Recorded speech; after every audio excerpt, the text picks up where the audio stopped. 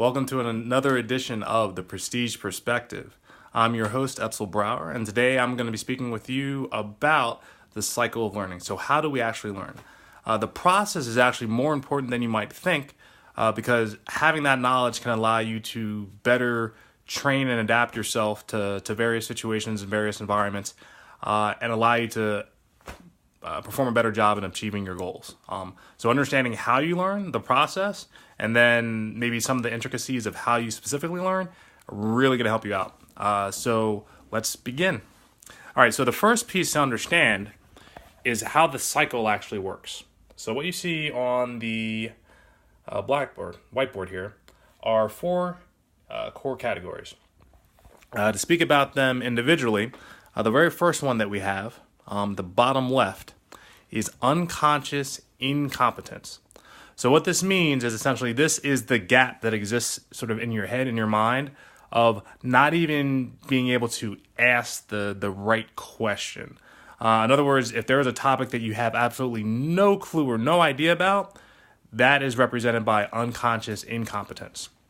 And moving from that, we move from unconscious incompetence to conscious incompetence. So what that means is you are then aware of something that you don't know. Now that jump is actually something that's pretty important, because if you knew absolutely nothing about the topic, but then you at least become familiar enough about it to begin asking questions, then you essentially are in the discovery mode, the discovery process. And once you ask the question, then you can begin answering those questions. When you begin answering those questions, you move from unconscious competence. Conscious incompetence to conscious competence. Now, in making that move, you're moving from asking your questions into actually being able to provide answers. So most people are very comfortable with this idea of conscious competence.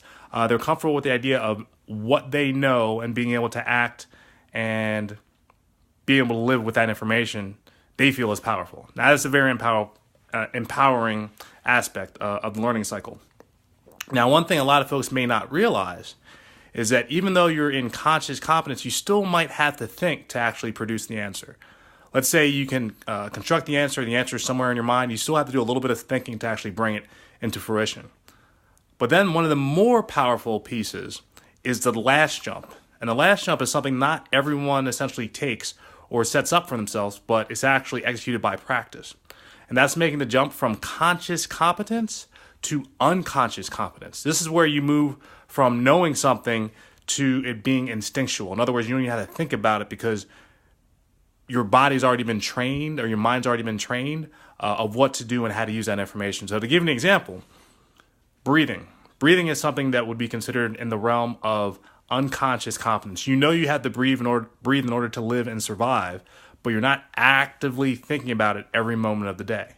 There may be certain points where your breathing changes and you may actually decide to focus on it, but you don't have to focus on it as a regular task for what you do day in and day out. All right, so the practice piece, moving from conscious competence to making something that is a part of muscle memory, is what many folks at the top of their game actually do. So if you're talking about professional athletes, if you're talking about folks that are just at a very high level with whatever topic or profession or you name it that they're actually in, they've made that jump. They've identified something that can be very powerful in achieving their goals, and they've essentially pushed it to muscle memory. So the learning cycle itself is when we essentially go all the way around this cycle here. So if I actually draw it out for you so you can see how it actually moves along, your learning cycle essentially looks like this.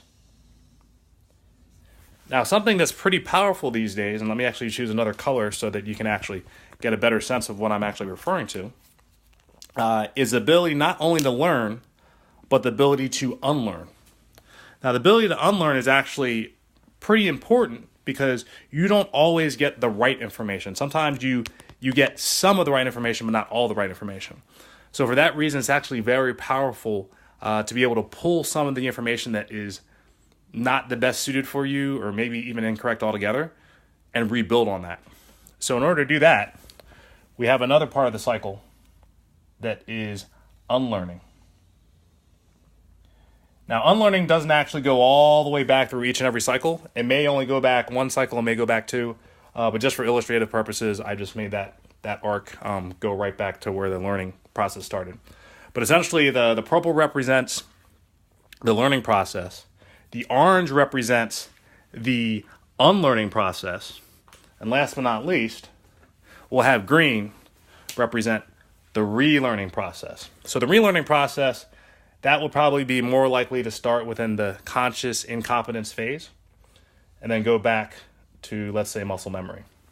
So if you look here, you got a better idea of how each of those cycles work. So that first cycle is your learning cycle.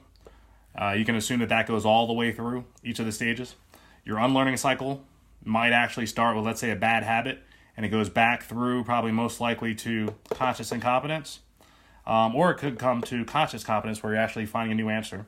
And then last but not least, you are relearning some new information. So in other words, if you're trying to change something that already exists, so let's say, for example, you have a habit of walking with your shoes throughout the house, and your parents or your grandparents or, wherever you are, all of a sudden there's a new rule that, we just got carpet, so now you can't walk with those shoes throughout the house anymore. You have to take your shoes off in order to walk through the house. So if you form that habit of having your shoes on when you walk through the house, all of a sudden you got some different information that you actually need to react against, or you need to encompass within your decision making. So it may not be easy straight off the bat to just take your shoes off and just walk through the house without them, but you're going to train yourself. So maybe you have a reward or a punishment or whatever it is, so that you recondition yourself. So instead of walking through the house with your shoes, you know to take them off as soon as you get to the front door. And maybe you get some cue to actually do that. But essentially, that's how the learning process actually works. And so if anything, hopefully what you've learned from this lesson is how important it is to actually practice and put something into muscle memory. Because the less you actually have to use your brain to think about a lot of the things that actually happen, the more cycles, the more freedom that it will have to think about and do other things. And that can make you look like you're juggling a lot more than maybe it appears. And facing whatever situations that you are. So I hope you enjoyed this episode, The Prestige Perspective. I encourage you to leave any comments, any feedback that you have below. And as always, if you have any questions or any topics you'd like me to cover, I'd be more than happy to. This is Essel Brower signing off from The Prestige Perspective. Have a great day.